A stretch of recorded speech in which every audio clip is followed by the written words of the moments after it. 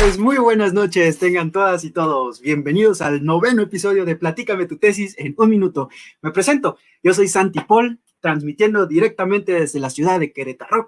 Y como en cada episodio no estoy solo, ya que el día de hoy me acompaña mi colega, la doctora Cintia Reyes. Muy buenas noches, Cintia, ¿cómo estás?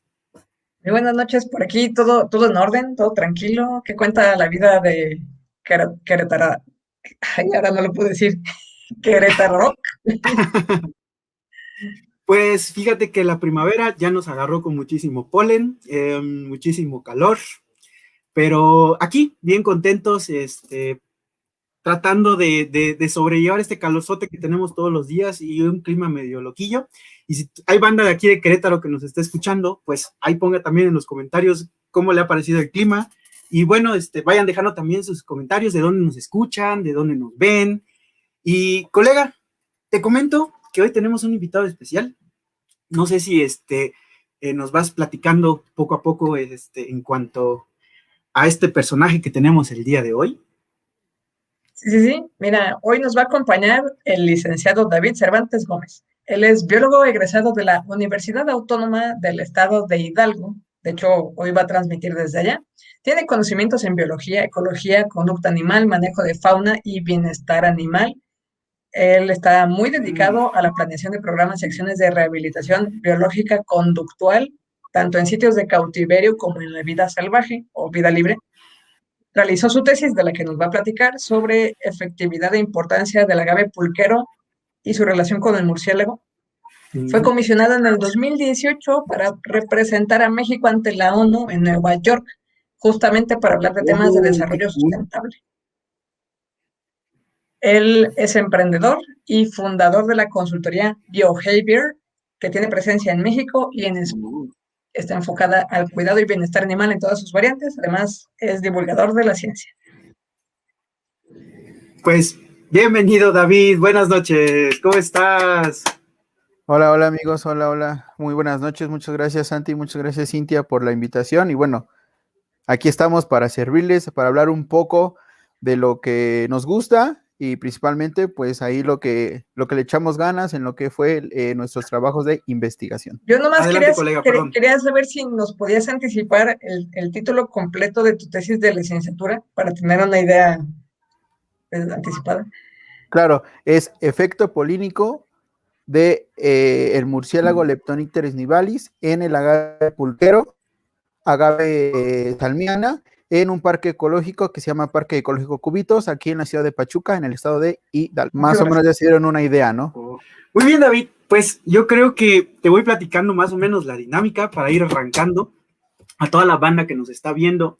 Si tienen algún comentario, si tienen algún saludo, pueden ir dejándolo aquí abajo y en lo que vamos avanzando en la dinámica. Y te comento, David, en unos momentos más, Cintia va a poner un cronómetro y en el cronómetro va a haber un contador de 3, 2, 1.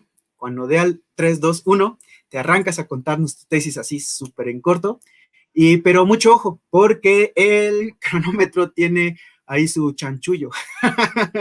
Porque fíjate que la manecilla que tienes que seguir, ahorita vas a ver, es la manecilla pequeña, no la manecilla grandota. No te vayas a espantar que va muy rápido. Perfecto. ¿Va? Sin problema. Muy bien. Entonces, ¿ya estás listo, David? Listo. Comenzamos. Excelente. Bueno, entonces vamos a ir poniendo el cronómetro. 3, 2, 1. 2, 1. Adelante, David. Listo, gracias, buenas noches. Pues bueno, mi trabajo de investigación se titula, como ya mencionaba, el efecto polínico del agave pulquero a través de ciertos murciélagos. ¿Cuál fue la importancia de esto? Pues bueno, fue conocer por qué los murciélagos, en este caso los polinizadores nocturnos, son más y mejores que los polinizadores diurnos. Tomando en cuenta que se hizo este estudio en el agave, el agave pulquero, como conocemos, como sabemos, es una planta CAM, la cual tiene una inflorescencia, un quiote, el cual le va a salir justamente cuando está a punto de morir. Entonces, hicimos este experimento en las inflorescencias, en la cual se hizo la comparativa de los animales diurnos contra los animales nocturnos, siendo mucho más efectivo en los murciélagos, que son los animales nocturnos polinizadores. ¿Estamos en tiempo? ¿O todavía me sobra? ¡Súper! Nuestro tiempo. Excelente. Yeah, te la aventaste así, súper A lo en que íbamos. cortísimo, David, a lo que vamos. Y le entendí. Colega, ¿tú le entendiste? Casi todo, casi todo. Casi Ok. todo. Cuando dices que se comparó la polinización, ¿de cuántas especies o de qué especies estamos hablando que pudieron comparar? Ok, primero comenzamos, volvamos nuevamente desde el inicio de este proyecto. Lo que quisimos hacer fue justamente saber quiénes son mejores productores de semillas. En este caso, como les comentaba, lo que utilizamos de proyecto fueron las inflorescencias del agave pulquero o el agave salmiana. ¿Por qué el agave salmiana o por qué este agave? Aquí en el centro de la ciudad de Pachuca, en el estado, justamente en el Parque Ecológico Cubitos, que fue donde hice mi tesis, es un reservorio natural de alimento para estos murciélagos. Cabe mencionar, y algo muy importante que hay que rescatar, es que estos murciélagos son endémicos y se encuentran en un estatus de protección amenazado bajo la NOM 059-2010. Y justamente en el estado de Hidalgo, en la ciudad de Huasca, existe una cueva de maternidad única en el mundo, de las cuales se puede hacer un estudio continuo. Hay otra en Monterrey y hay otra en Texas. ¿Por qué las otras no se pueden estudiar tanto? Por dificultad para poder llegar ahí. Entonces, de investigadores anteriores habían comentado que esta especie es migratoria, que va del norte de Monterrey, colindando ahí un poco con Texas, hacia el centro del estado, del país, perdón, particularmente. Esta cueva de maternidad se encuentra en la barranca de la biosfera, Barranca de Mezitlán. Y aquí hay una pequeña termoeléctrica en donde justamente vienen las hembras a dar a luz. Después de que yo hice mi investigación hasta hace algunos años, también están saliendo ahí varias hipótesis, las cuales nos dicen que probablemente entre Morelos e Hidalgo estos murciélagos van viajando y se dice que se reproducen en Morelos, pero vienen a dar a luz al estado de Hidalgo. Entonces se encuentra esta cueva de maternidad. Hay estudios en los cuales nos dicen que algunos murciélagos nectarívoros, porque estamos hablando de murciélagos nectarívoros, llegan a recorrer hasta 100 kilómetros para poder encontrar su alimento. Es una distancia enorme, más o menos para que se den una idea. De los que son de aquí del centro del país, es de Pachuca a la Ciudad de México, a Aeropuerto Internacional de la Ciudad de México. Aproximadamente son los 90 kilómetros. Es una distancia muy grande para unos bichitos que no exceden los 30 centímetros. Entonces, pues bueno, ¿por qué se eligió el Parque Ecológico Cubitos? Como ya mencionaba, porque es un área segura de alimentación. Pero bueno, no se sabía hasta ese entonces qué tan importantes son los murciélagos para la producción del agave pulquero. Entonces, aquí lo que empezamos a estudiar fue la ecología, la interacción, precisamente. Entonces, se quiso hacer ese estudio también para darle un impulso a todas estas cuestiones místicas que hay atrás del agave pulquero. Es una planta maravillosa, ya que pues no solamente de ahí se alimentan los murciélagos, ¿no? Hay otros mamíferos, hay otras aves, hay otras especies, hay mucho aprovechamiento. ¿Y cuál es el principal para las personas? El pulque y los gualumbos. Entonces, queríamos saber qué era mejor para poder propagar estas semillas, qué ejemplar, qué bichito era mejor para ellos. Entonces, precisamente se hizo este estudio. ¿Cómo se hizo la experimentación? El quiote, que es el escapo o la parte central que sale de todos los agaves, cuando se va a morir, empieza a tener las inflorescencias. Entonces, justamente de todas las panículas que había, escogimos 4.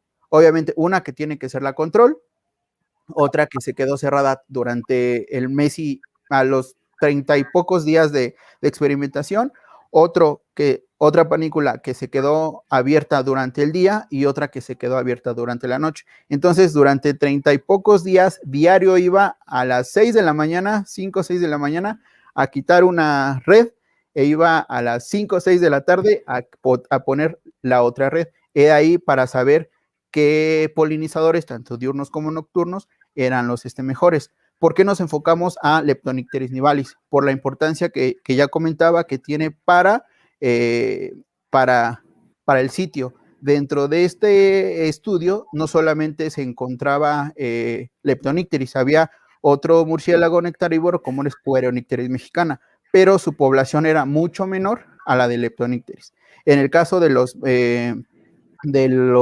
polinizadores diurnos, bueno, también había esfíngidos, que son estas polillas que son diurnas, pero su efectividad era mínima. ¿Por qué? Porque apenas llegaban, consumían un poco de polen, pero no de néctar, perdón, pero no se cubrían de polen para que hicieran precisamente el efecto de polinización. Caso contrario con los animales diurnos, ahí encontramos colibrís, ahí encontramos uno que otro tlacuache, uno que otro cacomixtle, pero eran mínimos o su presencia era mucho menor a la de los murciélagos. Wow, órale, qué impresión. No manches, ya sé, qué interesante, ¿no? Aquí, bueno, hay dos cosas que bueno, la primera que me llamó la atención es un lugar que dijiste que se llama Metztitlán, y me llama la atención porque hace unos días estaba leyendo que Elia Bravo contribuyó muchísimo con respecto a la descripción de muchas especies justamente de Metztitlán, ¿no? Y la otra, que me gustaría mandarle un saludo a mi prima Fátima Tecpol, porque ella trabaja en cavernas y todo el tiempo ella está animando a la gente y hablando con respecto a la conservación de los murciélagos, ¿no? Porque quizás mucha banda que nos vea no sepa, pero los murciélagos son importantísimos para poder polinizar muchas plantas, ¿no? Y aunque exista la creencia de que son vampiros o que son malos, es lo contrario, ¿no? Son muy benéficos para los ecosistemas. Y creo que teníamos, perdón, David, creo que teníamos unos comentarios para ir leyendo aquí en el chat, que tenemos aquí a Rosario Baltasar Lara. Dice pulque de fresa, curado de fresa, de guayaba, de chocolate. La bebida de los dioses. Dice aquí Rosario Baltasar. Sí, la bebida de los dioses, efectivamente. ¿Infieren por qué son mejores los nocturnos? Comenta Rosario. Sí, infieren mucho porque justamente la apertura de estas panículas ocurren por la noche. Entonces, parte también de que hubiera sido, bueno, de que fuera el resultado mayor hacia los nocturnos fue precisamente porque la mayoría de las panículas se abrían justamente por las noches. Las panículas, bueno, aquí evolutivamente hablando, es un tema igual que nos podemos llevar otras 2-3 horas. Aquí existió un tipo de coevolución. Las plantas CAM, las plantas que son de ambientes áridos, de ambientes secos, pues obviamente necesitan nuevas estrategias para sobrevivir. Entonces, como a veces hay mucho sol, muchos animales no andan por ahí despiertos o no andan muy interesados en poder alimentarse, por eso es que se sincronizó, por decir entre comillas, la apertura de las panículas nocturnas con la presencia de animales nocturnos. Muchas gracias por tu respuesta. Tenemos más saludos. Acá los colegas de Sencillamente te mandan saludar también. Gracias, saludos a Jairo y Dani. Llegó por aquí Silvia. Saludos. 2120. Saludos. Alexis. Amelie es cliente frecuente. Ya nos hacía falta que llegara. Sí, claro. Creo que yo tengo una pregunta fuera de tema. Adelante. Me llamó mucho la atención ahorita que mencionaste esto de que viajan 100 kilómetros, porque en mi cabeza, animales migratorios son principalmente las aves y animalitos como las mariposas, ¿no? Que viajan así chorronales de kilómetros, pero no regresan a su área. Ajá, y aparte, una de las razones que yo entiendo, tú me corregirás, yo entiendo que en el caso de las aves, esto está relacionado con el hecho de que tienen un sistema respiratorio diferente a los mamíferos, como los murciélagos y nosotros, ¿no? Nosotros inhalamos, exhalamos, y se acabó el ciclo y vuelve a empezar, ¿no? Y no es el sistema más eficiente, pero las aves tienen unas cosas que llaman sacos aéreos, entonces inhalan, y es como si guardaran reserva de aire, en distintas partecitas, y cuando exhalan, están aprovechando ese aire que dejaron almacenado, ¿no? Pero los murciélagos eh, lo hacen como por pedacitos y duermen, o cómo le hacen. También tengo esta pregunta, tengo que confesar, porque el domingo que hablé sobre aves y dinosaurios, alguien me dijo, ¿y cómo duermen las aves migratorias? Porque justo estaba yo platicando que hay pues si hay aves que cruzan cuerpos marítimos, ¿no? Pues ni modo que se estacionen a dormir en el agua. Entonces, Sí, justamente es este comparativo, ¿no? Como bien comentas, las aves tienen un sistema respiratorio que al igual del circulatorio es por tiempos, no es como el de los mamíferos, como tú dices, inhalo, exhalo, no. En el caso de las aves justamente es de 2 tiempos, en el cual, pues bueno, la oxigenación y la sangre, digo, ahorita esto seguramente nos lo puede explicar mucho mejor algún médico veterinario, pero bueno, dentro de la biología de las aves, pues sí, nada que ver la de los mamíferos con las aves. Y sí, en el caso de estos murciélagos, sí se paran a descansar, obviamente no son continuos, durante todo este recorrido hacen un mapa mental, o hay se ubica, sé que por acá hay tantos agaves y hay alimento. Ahorita también pensamos en polinizadores y qué viene a nuestra mente, colibrís, ¿no? Y justamente aquí viene esta disyuntiva, ¿no? En que unos respiran de un modo, otros respiran de otro modo, y aquí lo que hace diferente, en este caso a los murciélagos, más cuando están en una cueva de maternidad con miles de bichitos, pues tienen que regresar. Entonces van, recorren el espacio, recorren este territorio, van ubicando en donde se encuentra el alimento, e incluso hay ocasiones, como sucede con algunos murciélagos insectívoros, en que les llega a agarrar la noche y donde se encuentren, ahí se quedan a descansar, algún refugio, y posteriormente se regresan. muchas gracias. A la orden. Y David, regresando un poquito al pulque, ¿cómo es que se plantean este tipo de proyectos que van orientados directamente, ¿no? A este producto final que puede ser el pulque, ¿no? Entonces, a mí me llama mucho la atención de que quizás la gente que consume el producto final lo consume sin conocer o saber cuáles son los procesos de manera natural que están ocurriendo, como por ejemplo estos murciélagos que están polinizando, todas las especies que están involucradas en esto. Muchas veces la gente que consume el producto final no conoce esto. ¿Cómo es que nace esta idea de trabajar con estas plantas, el pulque, los murciélagos? ¿Nos podrías platicar un poquito de este contexto en esa área en donde trabajaste? Claro, si nos volvemos a la historia, hace 12,000 años, 1,000 años más, 1,000 años menos, pues bueno, comenzó la domesticación de plantas y animales.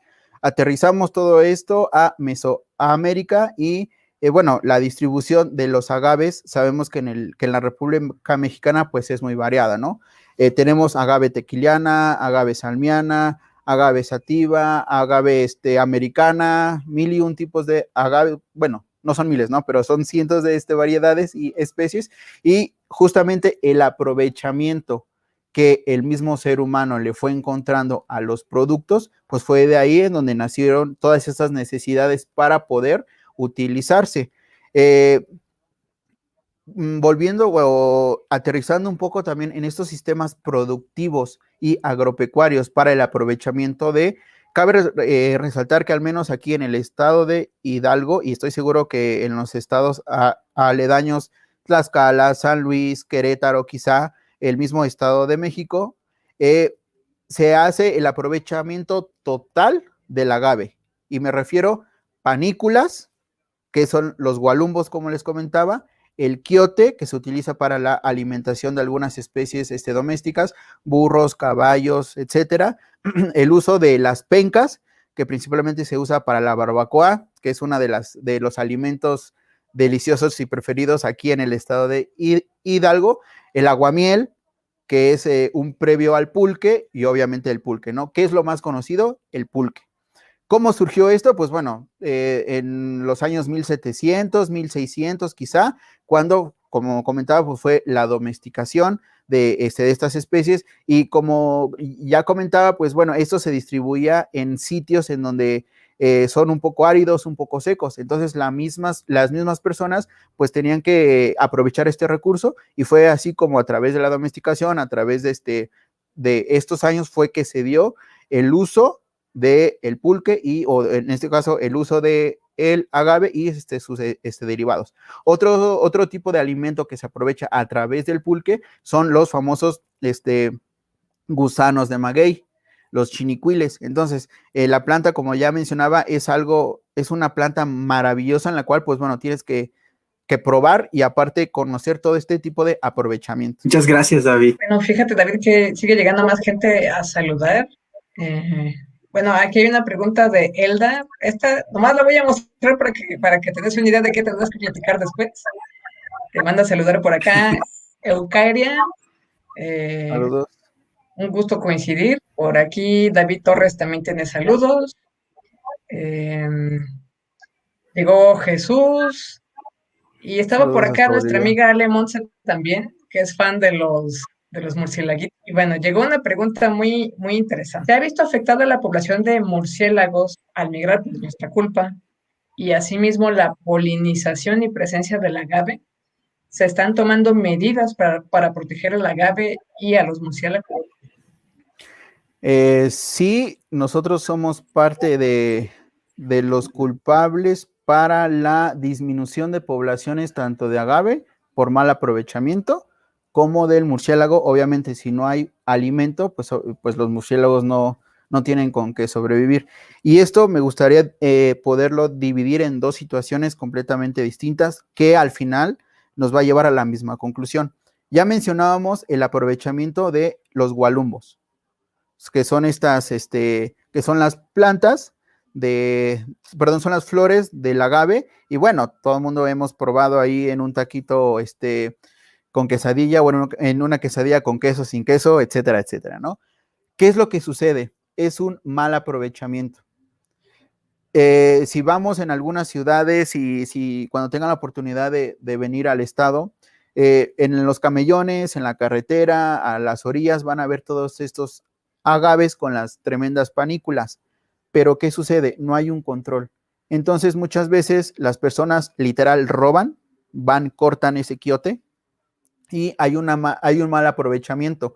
¿Por qué? Porque pueden, supongamos que esta es una plántula, aquí está, una plántula, y obviamente aquí tenemos 5 sitios o ramificaciones de los cuales podemos aprovechar, pero yo me quiero ir por el de en medio o por los dos de arriba, pero ya destruí todos estos y estos no los estoy aprovechando. Entonces, echo a la basura, echo a perder estos, trato de robarme esos dos de arriba, los cuales me logro robar uno, y uno lo malbarato y lo doy en el mercado muy barato.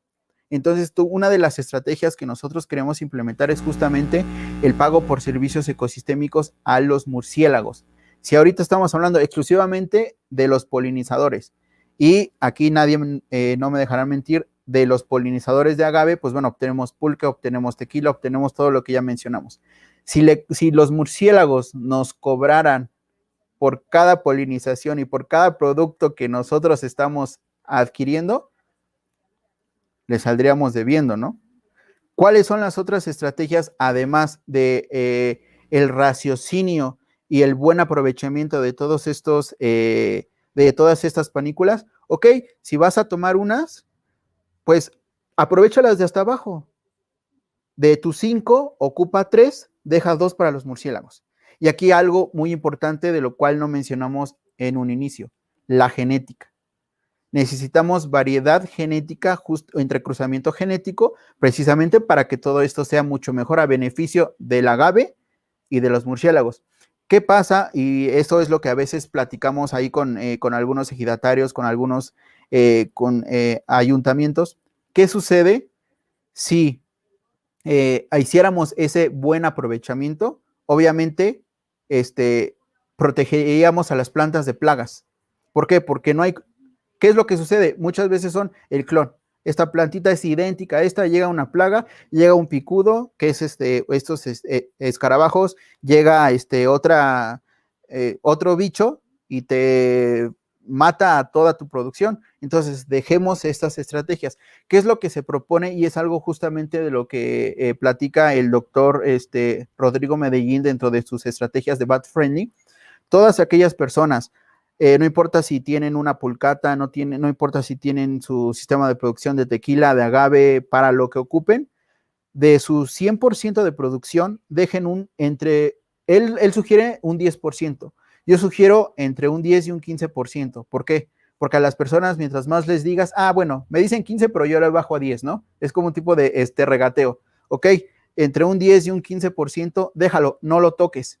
Muchas veces eso lo dejan sin querer. ¿Por qué? Porque se les va el tiempo y ya se me pasó esa floración, ya no lo aproveché y no hay de otra, y las dejan crecer. Entonces, lo que se sugiere es justamente esto: aprovechar el 80%, 85%, lo demás no lo dejes intacto, y es el suficiente para que se vaya replicando a todos estos sistemas productivos y sea beneficioso genéticamente para el pulque y obviamente para la conservación de este tipo de murciélagos. Gracias por tu respuesta. Wow. Y también tenemos aquí una pregunta muy interesante, de hecho, que dice, ¿es peligroso que mis perros husmeen frutas que previamente comieron los murciélagos? En mi patio siempre amanecen muchas frutas mordidas por murciélagos y luego mis perros las huelen. Trato de que no lo hagan, pero ¿qué tan peligroso es? ¿Nos podrías platicar un poquito de esto, David? Sí, en este caso, pues bueno, es hablar directamente de los murciélagos frugívoros, que son los que precisamente se alimentan de estas frutas. Recordemos cuál es la función de estos murciélagos. Obviamente es la dispersión de semillas. No sucede nada incluso si nosotros mismos podemos comer estos frutos, estas semillas y todo lo que se le cae de la boca quizá, o lo que va dejando. ¿Por qué lo menciono con tanta seguridad? Porque los animales que están enfermos no salen de sus cuevas, no salen de sus refugios. Entonces, es una garantía que puede que no nos suceda nada. Ojo, como en todo, ni muy, muy, ni tan, tan. Entonces, sí, puede que no suceda nada, puede que suceda, sí, pero ya si hablamos concretamente del manejo de los animales, pues eso sí, no es recomendable sin el equipo, sin guantes, sin nada, y con gente que sea experta en el manejo de los animales. Pero bueno, si es en el caso de las frutas, no hay ningún problema. Muchas gracias. Fíjate que me quedé con una idea en el aire, ahorita que dijiste que de repente parte de estas plantas se robaba y se malbarataba. Esto quiere decir que hay un mercado específico donde uno puede llegar y encontrar, aquí hay estas plantitas a precios módicos, ¿no? O sea, sí es ubicable, y entonces la pregunta es, ¿hay alguna vía legal de desincentivar esto? Sí existe el mercado, y como sucede con todo, si existe el mercado, existe el tráfico, o existe si existe el consumo, existe el mercado. No, desafortunadamente, infelizmente, al menos que yo sepa, no existe una legislación, y estoy seguro que no existe algún tipo de legislación en cuanto a los gualumbos. Pero en el estado de Hidalgo sí existe una legislación para el transporte y uso de derivados exclusivamente de las pencas del agave. No toman en cuenta el quiote y no toman en cuenta las flores. Y bueno, eso es un manjar justamente que comienza por estas fechas, finales de marzo, principios de marzo, hasta julio, finales de julio, en donde si se acercan a los pueblos mágicos del estado de Hidalgo, o los sitios en donde se distribuyen estos agaves, van a encontrar la quesadilla de gualumbo o la bolsita de gualumbo en 10, 15 pesos. Y aquí algo curioso también que tengo que mencionar, en el sitio en donde yo hice mi trabajo de tesis, a pesar de que era un sitio cerrado, digo cerrado entre comillas porque sí había posibilidad de que la gente de colonias vecinas se pudiera brincar, yo les colocaba las lonas de no utilizar, no cortar, venenoso, están para un trabajo de investigación. Veíamos al día siguiente y mi lonita la hacían tiras, me la dejaban a un lado, bajaban el quiote y era desperdicio. Entonces, sí, obviamente se necesita un control, pero bueno, justamente para eso es lo que junto con la consultoría y junto con el que fue mi director de tesis, nos hemos acercado a través de varios años con los ayuntamientos, con los ejidatarios, con los productores para que aprovechen a bien todos estos productos. Y justamente, o sea, si, ok, voy a hacer mi corte, pues no los vendes a 15 pesos, véndelos más caro, que en verdad se sienta el orgullo y el sabor de lo que nos estamos llevando a nuestra boca. ¿Qué estrategia tan inteligente? Que la gente aprenda realmente a venderlo bien y a cortarlo bien, a aprovecharlo bien. Claro, y justamente es una buena estrategia para aprovechamiento. Y así sucede con otro tipo de ejemplares, ¿no? Pero bueno, en este caso nos enfocamos a lo que nos importa, que es el alimento directo de esos murciélagos polinizadores. Muchas gracias, David. Fíjate que tenemos unos comentarios y unas preguntas. Entonces, aquí 2120 dice, a mí me gusta y veo con admiración a los murciélagos. Me gusta sentirlo volar de cerca en mi ciudad, Caracas. No hay del tipo vampiros, son muy seguros. También tenemos un saludo de Alondra Fraustro, compi divulgadora de Ciencia Mágica, pueden seguirla. Muchas gracias por estar aquí. Rosario Baltasar deja unas manitas para Rosario. Elisa Huerta también dice, eso, Elisa. Y vienen dos preguntas, una más de Rosario que comenta, ¿por qué te surgió el interés de tu tesis? Y la segunda pregunta es, si te llega a morder un murciélago, ¿qué enfermedades te puede transmitir? La primera, ¿por qué me dio el interés por trabajar con los murciélagos? Fue muy curioso. Ya estaba en los últimos semestres de la carrera. Bueno, cabe mencionar que aquí en la autónoma del estado, pues bueno, son 9 semestres. Y a partir del quinto, sexto, no recuerdo bien, ya tienes que empezar a tomar un trabajo de investigación.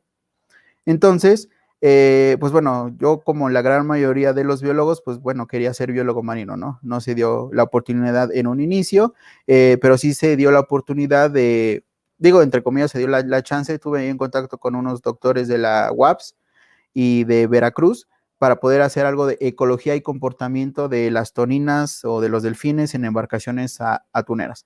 Por azares del destino, no se pudo, el doctor no coincidimos.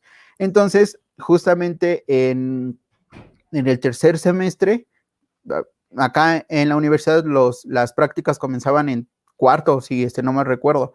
Entonces se me ocurre salirme de pinta con mis compañeros, con los de mi grupito, y nos fuimos a un área, justamente ahí en Huasca, donde se encuentran estos murciélagos, y nos fuimos ahí a las truchas y todo esto, y nos entró la curiosidad porque vimos una cueva que había murciélagos. Entonces, pues bueno, estás chamaquito, 20 años, 20 y pocos, y no tienes mucha idea de lo que es la vida, ¿no? Y mucho menos sobre los murciélagos.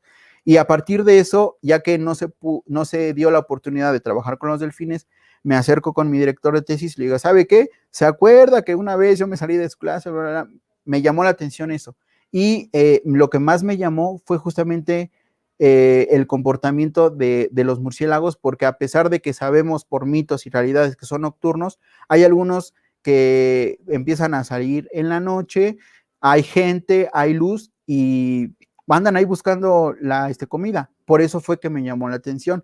Y bueno, ya porque justamente en el parque ecológico y con esos murciélagos que son polinizadores, porque varios compañeros del laboratorio de ecología de poblaciones de ahí de la universidad, pues estaban trabajando justamente varias líneas con estos murciélagos. Entonces, ahí fue que se dio la oportunidad en que una pincelada se dio también para trabajar y conocer un poco del comportamiento. Y fue justamente en el que estos murciélagos, a pesar de que los quiotes se encuentran cerca de los grandes edificios con demasiada luz y todo, les importa un cacahuate, ellos a lo que van comen y se retiran. Eso fue lo que me llamó mucho más la atención. Aparte de que, bueno, son unos animalitos, insisto, no, van desde 10, 15 centímetros hasta 30, 35 por mucho, y son tan variables que son demasiado importantes. Mucha gente le da como que más importancia a los megavertebrados, ¿no? Pero esta curiosidad de bichitos tan chiquitos son controladores de plagas, son dispersores de semillas, son polinizadores, cuestiones médicas. Entonces eso fue lo que, wow, me acabó de llamar la atención. ¿Y cuál era la otra pregunta? La olvidé, perdón. No te preocupes. La segunda pregunta decía, si te llega a morder un murciélago, Ok. ¿qué enfermedades puedes contraer? Pues el virus de la rabia. Ojo, todos nosotros que trabajamos con los murciélagos, obviamente tenemos nuestra dosis de vacunación diaria, tus 2, 3, junto de previa, perdón, no es diaria, tus 2, 3 vacunas previas con tu examen de titulación, precisamente para saber cuál de que sí estás protegido. Pero como comentaba, ¿no? En este caso, los Desmodus rotundus, que son los murciélagos vampiros, son los más comunes que te lleguen a contagiar la rabia. En el caso de los nivalis con los que trabajé o los frugívoros, es muy complicado. Y bueno, más si estás en campo, como decía, ¿no? Los animales fuertes son los que salen por el alimento, a cazarlos, etcétera. Los débiles se quedan en el refugio y es un poco más complicado que se contagie. Pero eso es por la mordedura. Y otro tipo de enfermedades que te pueden contagiar son tipo de hongos, si los tocas tú con la piel. A mí me pasó a los 3, 4 años de trabajar con los murciélagos, pues otra vez te llega la emoción, ves un murciélago después de mucho tiempo, me contagió un hongo que, bueno, se me quitó a través de 1 año y medio de ese tratamiento. Entonces, insisto, mucho cuidado cuando hagamos este manejo de los animales en vida libre, no solamente de los murciélagos, de todos, obviamente con sus herramientas, con todo. Y otro tipo de enfermedades que, bueno, ya es más propia de las cuevas, pues es la famosa toxoplasmosis, si no me recuerdo, y es todo esto que se nos mete a los hongos, a la nariz, perdón, y son hongos que se van formando en nuestros pulmones. Muchas gracias, David. Y creo que también es como muy importante eso que comentas, ¿no? Porque a pesar de que si bien no nos podemos contagiar directamente o es baja quizá la probabilidad de contagio de algún tipo de enfermedad, eso no quiere decir que cuando veamos un animalito de estos, pues vamos a estar ahí queriéndolo pues agarrar o queriéndolo picar con un palito o algo así, ¿no? O sea, ellos están haciendo su trabajo y pues hay que dejar que hagan su trabajo, ¿no? Y algo también que me causa curiosidad es estas plantas del agave que son tan grandotas, porque por ejemplo, aquí en el Instituto de Neurobiología de la UNAM, patrocínanos INB de la UNAM, luego hay unos agaves que sacan como tú dices, yo no sabía cómo se llama esta estructura, y dan unas flores, ajá, y son unas flores, y solo en esas pocas plantas que hay una cantidad de vida alrededor de estas flores que dices, wow, entonces me da curiosidad cómo sería ver uno de estos campos que dices cuando están floreando, que ha de ser una cosa súper impresionante, ¿no? Y bueno, David, fíjate que, bueno, más bien a toda la banda que nos está escuchando, si tienen alguna otra duda, algún otro comentario en relación a la tesis de David, vayan dejándolo aquí abajo, porque además de que David nos ha platicado de su tesis, también es divulgador de las ciencias y divulga ciencias en algunos proyectos que él tiene, como por ejemplo el Depende del Bicho y BioBehavior, que son los que de los cuales nos va a platicar un poquito David. Entonces, pues David, cuéntanos un poquito de, bueno, cómo partiste de ser trabajar en tu tesis a hacer un poco de divulgación en estos proyectos, de qué versan estos proyectos, dónde te podemos encontrar. Platícanos un poquito más de todo esto. Sí, muchas gracias. Pues bueno, concretamente la divulgación, pues bueno, salió en los últimos semestres de la carrera y fue justamente como la gran mayoría de los divulgadores nos dedicamos, pues fue por la falta de información y el tacto para poder compartir nuestro conocimiento. No me dejarán mentir ustedes también son divulgadores y muchas veces nos costaba o incluso nos llega a costar algún tipo de este trabajo el poder expresar y compartir. Entonces tuve ahí una materia precisamente de divulgación de la ciencia, en la cual, pues bueno, que fue divulgación científica. Justamente, pues tuve la oportunidad de escribir 2, 3 ensayos, creo que no me iba tan mal. Tuve oportunidad de publicar en una que otra revista, una de ellas, Cómo Ves, y luego Herreriana, que era una revista propia de la universidad, y bueno, de ahí fue como que este boom, ¿no?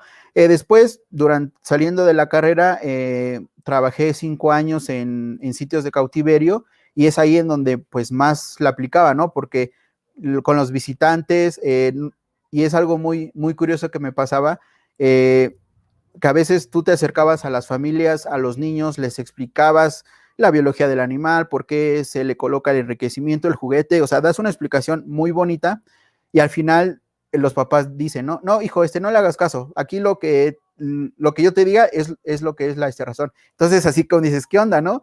Y fue así como que dije, no, pues al contrario, necesitamos enfocar más, hacer esto mucho más grande. Y pues bueno, ya después de que estuve ahí laborando, a raíz de la pandemia se me hizo fácil pues empezarme a abrir a todas estas plataformas digitales.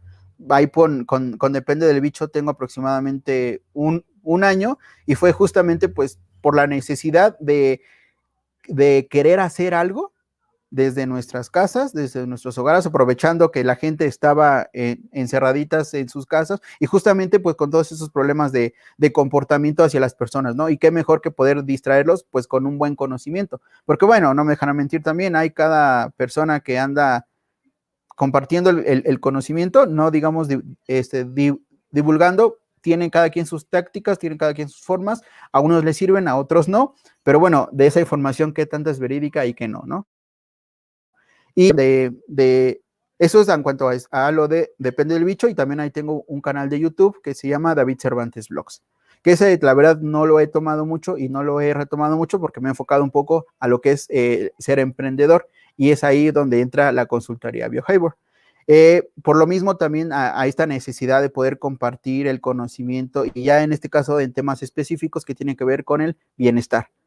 Ya la consultoría somos una sociedad de acciones simplificadas junto con otro colega que también es biólogo, que también se llama David, que también es Gómez, pero él se encuentra en España haciendo su segundo máster, y justamente es donde ya tenemos esta amplitud o ampliación hacia esos países, hacia Europa. Y bueno, ¿qué es lo que hacemos? Es una consultoría ambiental, como ya mencionaba, con 5 ejes temáticos.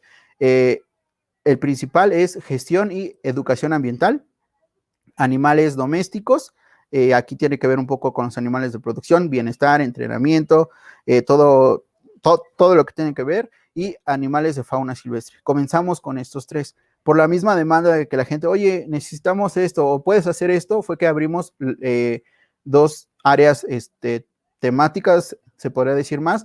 Una que es tecnologías agrícolas, que ahí ya sumamos a nuestro equipo multidisciplinario y más biólogos, ingenieros y demás. Y la más reciente es la de Camino a la Sustentabilidad, en el cual, pues bueno, va un poco ligada a las 2 anteriores, pero bueno, aquí ya está liderada por una doctora en ciencias ambientales.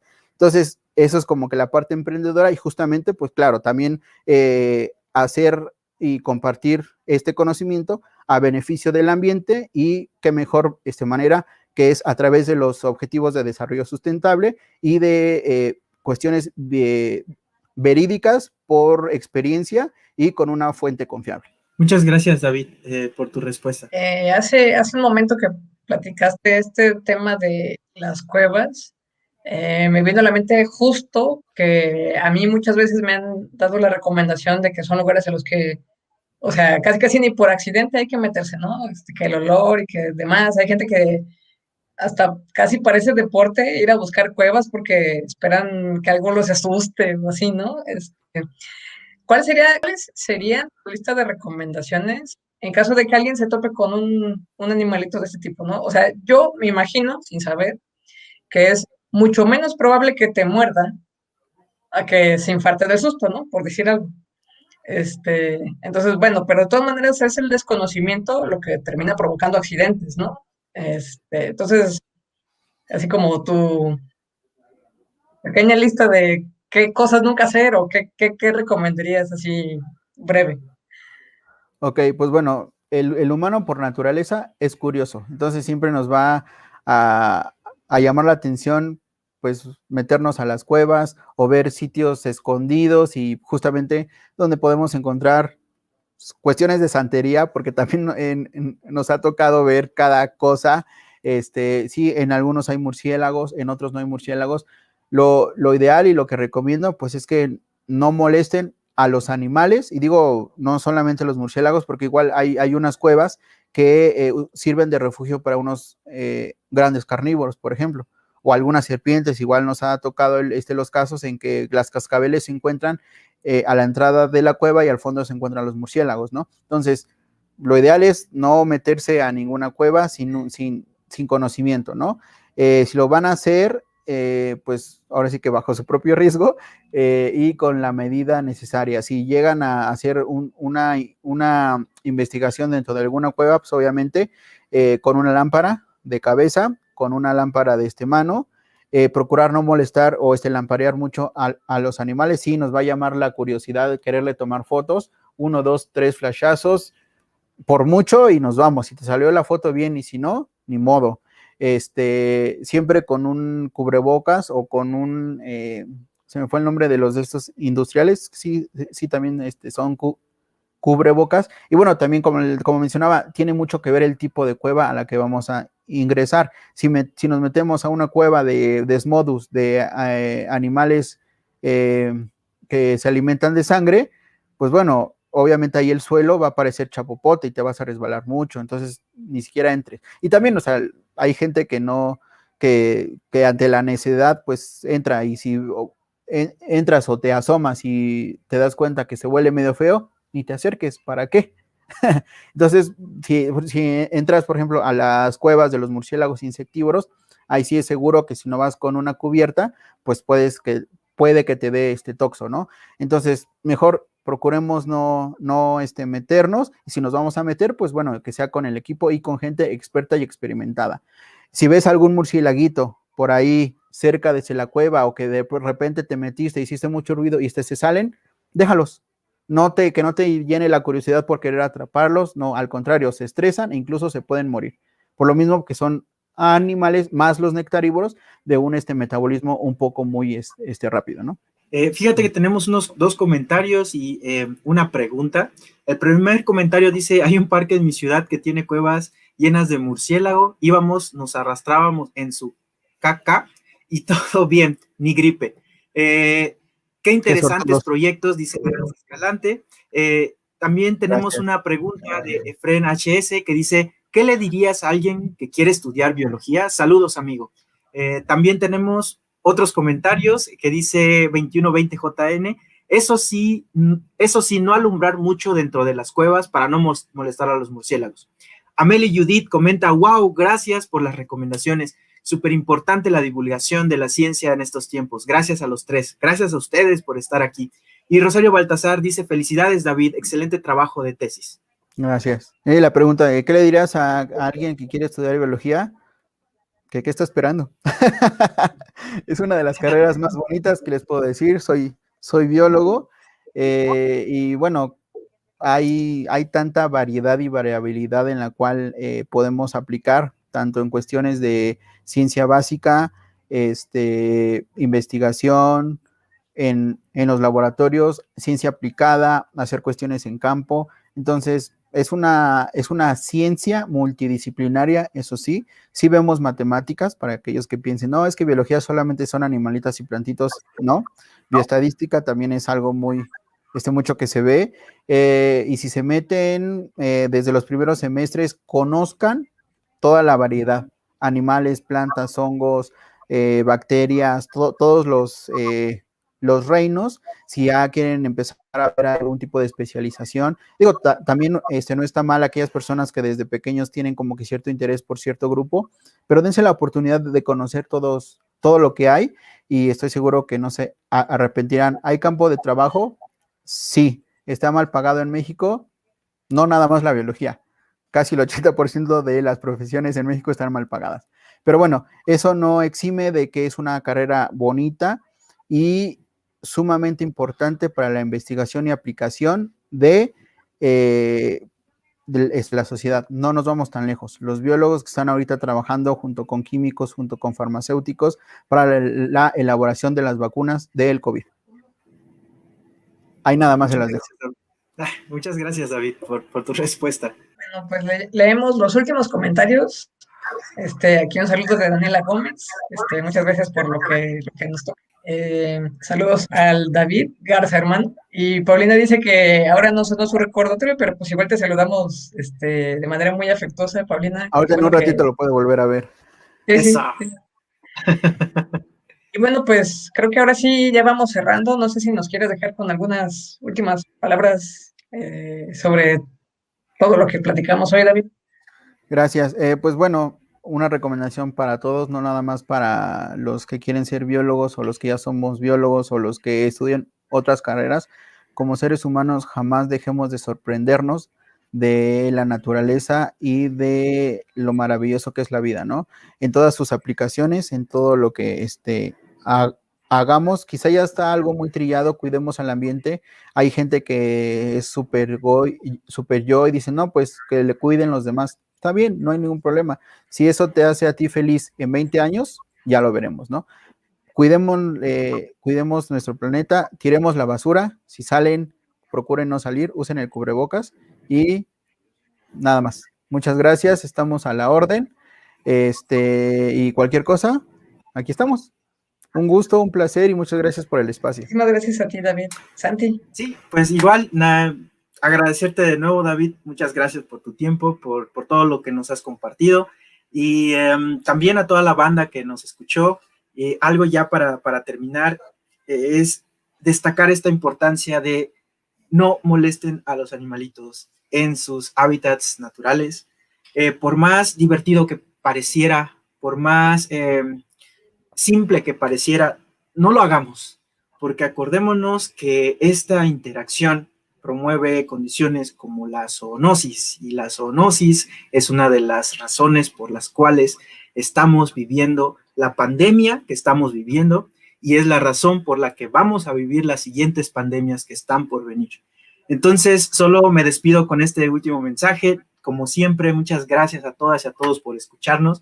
Nos vemos la próxima semana en el 10º episodio ya de Platícame tu tesis en un minuto.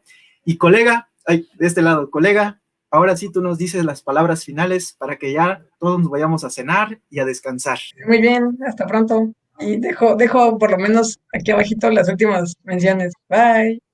Muchas gracias. Bye, descansen. Estén bien. No salgan. No salgan.